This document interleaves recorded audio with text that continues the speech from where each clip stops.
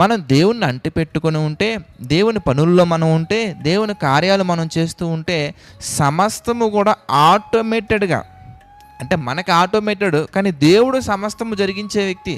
ఆయన మన జీవితాన్ని ప్రేమించి, మనం ఆయనకు అనుకూలంగా ఉన్నాం గనక, ఆయన చిత్త ప్రకారం నడుచుకుంటున్నాం గనక, మొత్తం రిమోట్ కంట్రోల్ అంతా కూడా పరలోకంలో ఉన్న తండ్రి తీసుకుంటారు.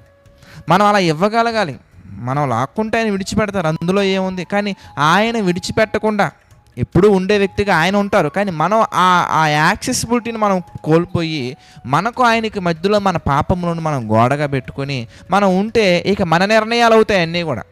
అలా కాకుండా ప్రతి నిర్ణయం కూడా తండ్రిదే అని మనం తండ్రికి మనం అప్పగించినట్లయితే కనుక మన జీవితంలో సమస్తము కూడా మేలు కలగటానికి సమకూడి జరుగుతాయి. అలా జరిగే విధంగా దేవుడు చాలా శ్రద్ధ తీసుకుంటారు.